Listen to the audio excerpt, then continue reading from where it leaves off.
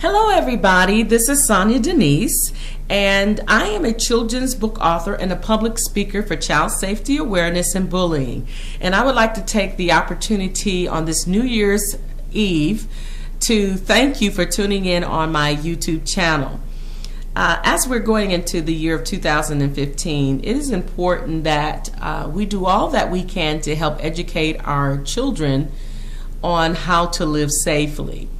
And what my husband and I do is that we travel to various schools and organizations, churches, whoever would have us to come and speak about child safety awareness and bullying.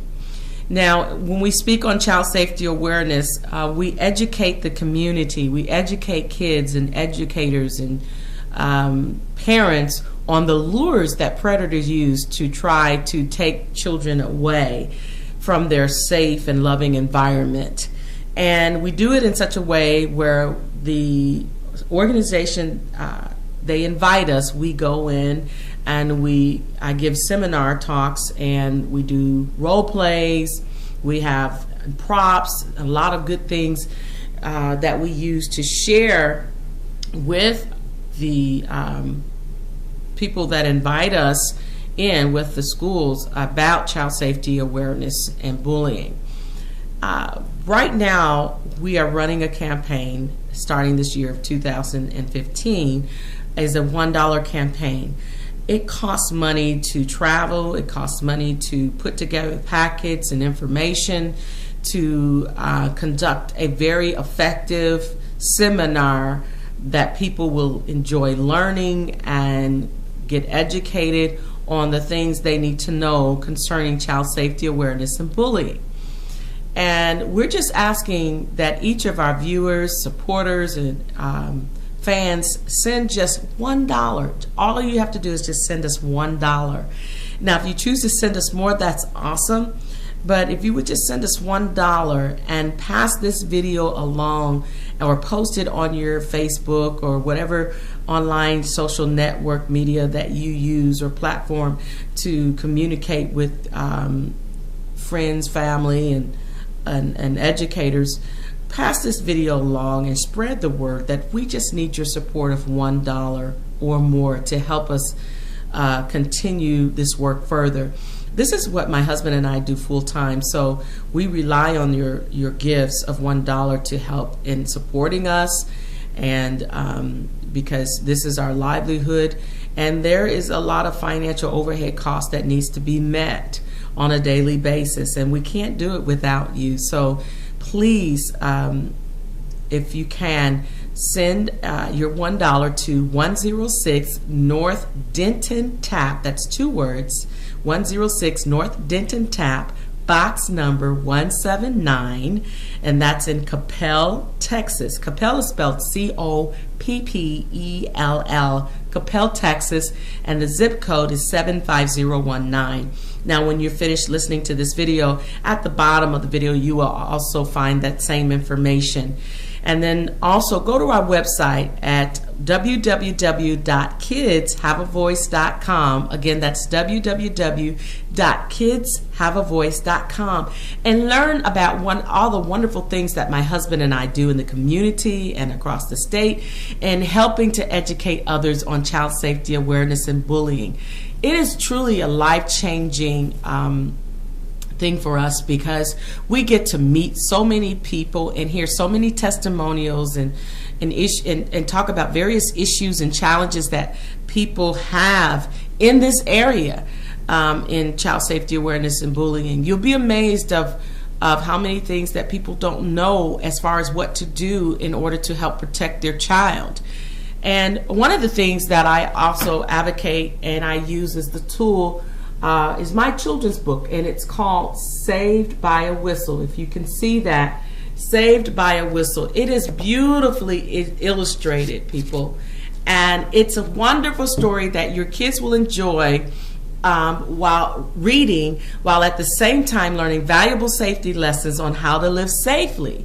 So you can't get enough of educating your kids on being safe it's one thing to allow your kids to watch TV and play video games all day and look at superheroes and so forth, but what are they going to do if approached by a stranger? What information are they going to grasp from? And because a video game or superhero is not going to save them at the end of the day. It's educating them and giving them books like this to help them, give them a fighting chance to live safely. Now, again, you can go to my website at www.kidshaveavoice.com to learn how to get this book. Just click on our product page. The book is available in a soft cover and also on ebook. Yay! So we have these tools, this tool available to you to help educate your children. Don't allow your children to go into another year uneducated and not knowing what to do to help protect themselves. We got to give them a fighting chance to help protect themselves from the lures that predators use to try to take them away from a safe environment. So please order the book. Now, let's get down to also some of the nitty-gritty, the meat as to why I'm here today, briefly. And I was asked by my fans and viewers and supporters to put together a brief video, probably weekly, seems like most of them say, to share about some of these important issues about child safety awareness and bullying, because not everyone is able to invite us or attend our seminars. And those who are, again, please invite us to come. We travel. Invite my husband and I and bring us to your community to share with your people about child safety awareness and bullying. We are ecstatic about it. We would love to do it. But again, for those who are unable to do it, I can just only give you snippets here on my YouTube channel about some of the things, hot topics that people are wanting to know about and just share with you. But again, go on my website and find out more information, and then again, invite us. Sharon from Colorado, one of our supporters and viewers and fans, sent us a email. She's just one of them. I have several emails, and please, I apologize in advance if I can't answer everyone's email, but I'll try to going forward with with this new opportunity on YouTube to talk to you about some of the hot topics and issues that you want to hear about and learn about. But again, Sharon from Colorado, she asked this question. She contacted us via our website, and my website sent me an email, and it says, Sharon says, I am struggling over having to leave my kids home alone soon. And she's asking, at what age do you feel is appropriate to leave my kids home alone? Thank you, Sharon, for asking that question. And it is a question that I have been asked many times in our seminars and even via on our website and email. And this is something that needs to be discussed. Now, what I'm saying going forward is I'm just giving you my opinion, okay? Based on my experiences and people that I've talked to and research information. This is basically my experience, and you can take it or leave it. It's not written in stone, but this is what I found to be very helpful. What I want you to do, Sharon, and not just Sharon, but anybody out there, is don't just take into consideration a person's age. I want you to also incorporate the maturity level of your child or your children, because there are a lot of irresponsible teenagers that are out there that are old enough to be home by themselves technically, but they're not mature enough because for whatever reason they seem to get in a lot of trouble, cause a lot of mischief, and have not proven to you or shown to you that they can be responsible teens to be home alone. So I don't want you to just look at the age factor. I want you to consider the maturity level of your child. Now, I've written some information down and that I'm going to be referring to periodically because I didn't want to leave out anything. And plus, as I said again, this is just a little bit of information. We give a lot of information in our seminars. So again, invite us. But one of the things, like as I said before, is your child responsible? You know, how am I going to determine the maturity level of my child or my children? Are they responsible and obedient? When given a task, when you ask your child to do something, do they fall apart, get an attitude, pout, argue with you, saying that they can't do it or it's not fair, or try to pawn it off on someone else to do, or procrastinate? You know, look at these things very closely in your consideration of wanting to possibly leave your children home alone while you go to work, go to the store, or to some type of a social function that you want to go to. Look at this issue. Look at to see how well they handle these tasks and their attitude about it when you give them these tasks. If they are very immature and seem to be defensive and disobedient, then that's not a child that I would probably consider leaving home alone. No matter how many times they ask you, they haven't proven themselves. Also, how well do they handle pressure? You know, when you give them a task to do that may to them seem a bit overwhelming, but it's really not, you know, and they seem to get stressed out so quick. Gosh, this is too much for me to handle, and I can't handle this, and oh my gosh, and I'm stressed out. You know, this is not someone that you want to leave home alone. They're not ready yet. Also look at the how well they get along with their siblings.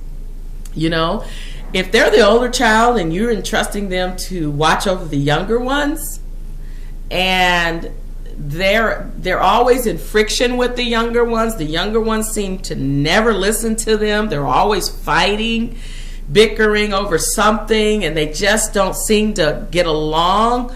And no matter what the older person says, they never listen. No, I don't think that it's appropriate time for you to leave the older child responsible for the younger kids while you're away from home. And I know that times we may get desperate and we're really in need, and you say, well, I don't care, but you just don't know what could develop.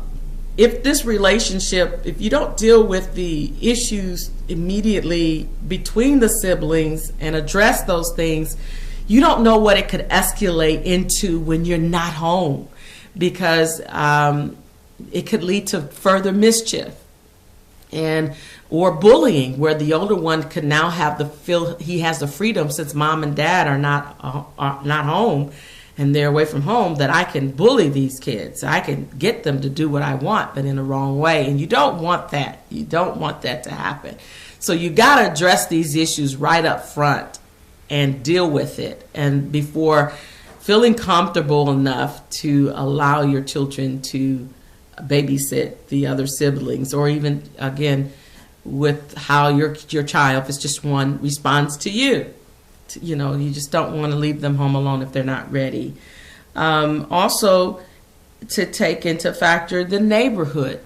Your kids could be very, very well responsible, obedient, and ready and capable of being home alone, but maybe the environment, the neighborhood you live in, does not advocate that.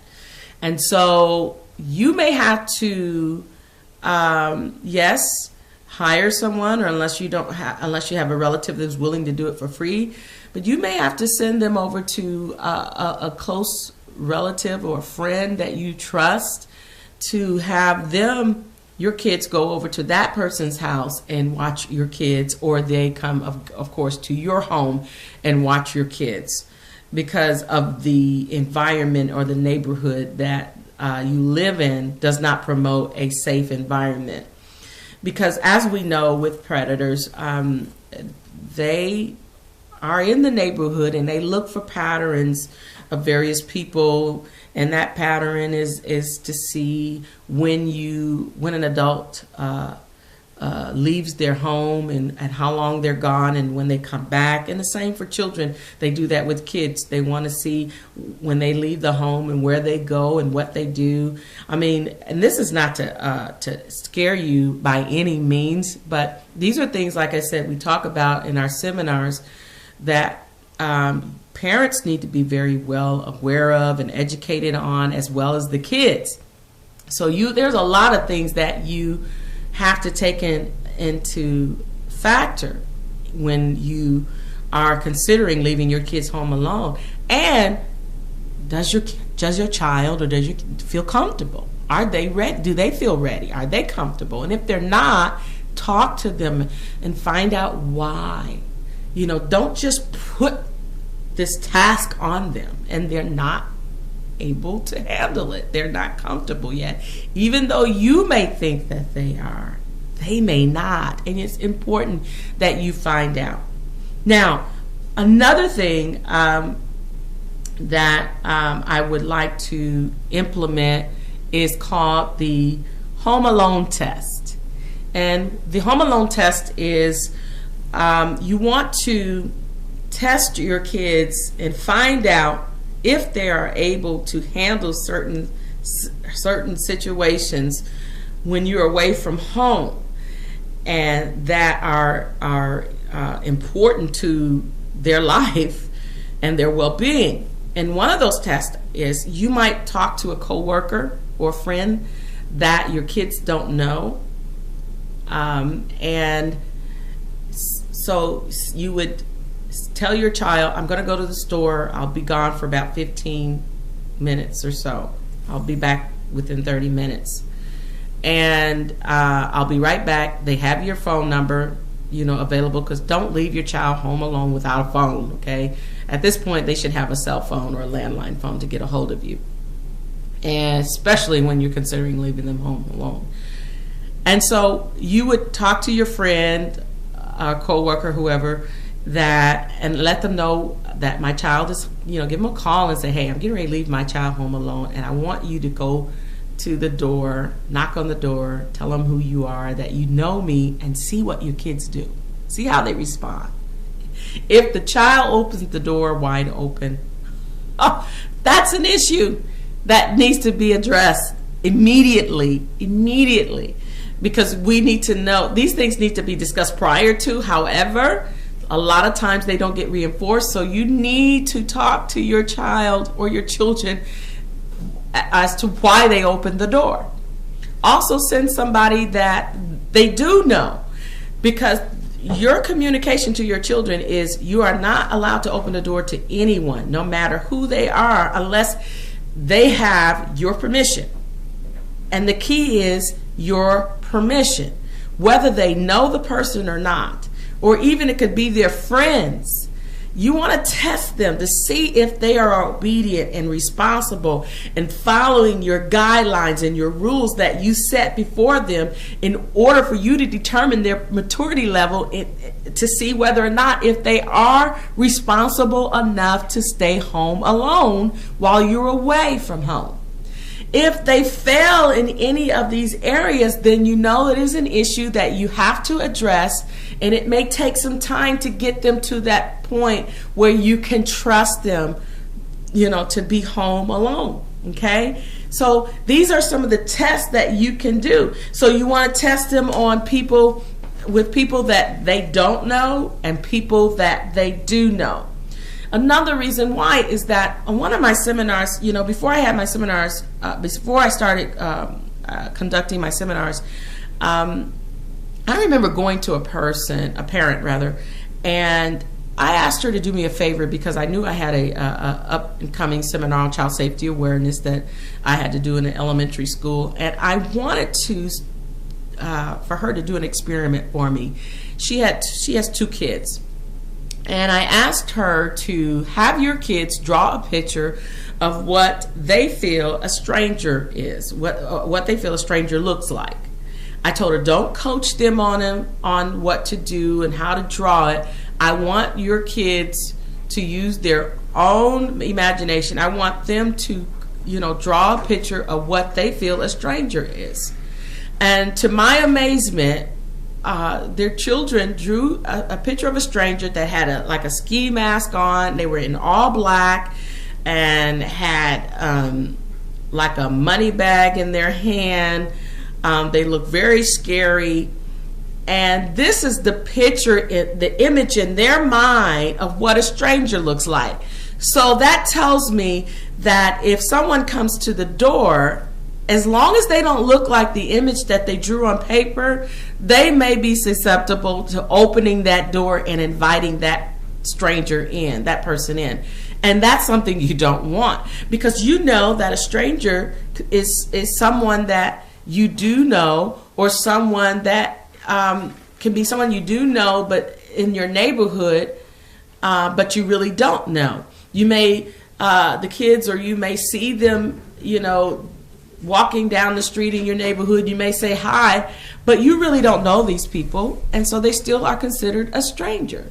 So you have to have that talk with your children in order to find out what it is they need to do to help educate the kids on child safety awareness. Okay, so and then when you do this, also do it in maybe 30 to 40 to 60 minute increments. So you might want to test them, or 15-minute increments.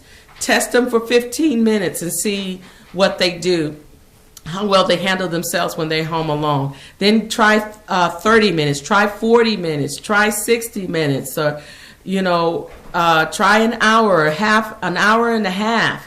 Do whatever it takes, for you to find out what your kids, how they will react when you leave your kids home alone. So these are just some of the exercises that you can start implementing to help you determine whether or not if your kids are mature enough to handle staying home alone without your supervision. Please forgive us for the background noise. My husband's in the kitchen there. So as I said, I'm in the comforts of my home, giving just briefly sharing a talk on what to do as far as leaving your kids home alone.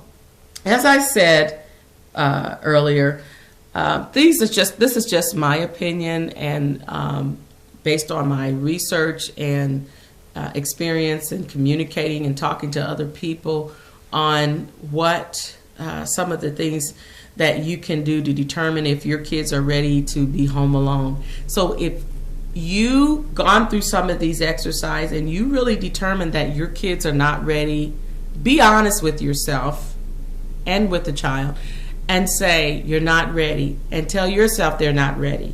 And I know that daycare costs and paying for babysitters cost money, and it's difficult to get that funds, and you're kind of anxious and ready for them to be home alone because you want to cut some of the cost out. But if your child is really not ready, then it can cost you greatly if you prematurely push your children out there knowing that they're not ready to be home alone. So take these points into consideration and go over these exercises with your kids, and do it more than once and twice or 3 times.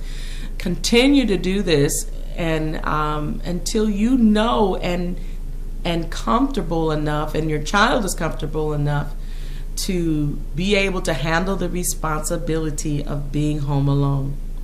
Again, please go on my website at www.kidshaveavoice.com and purchase the book Saved by a Whistle.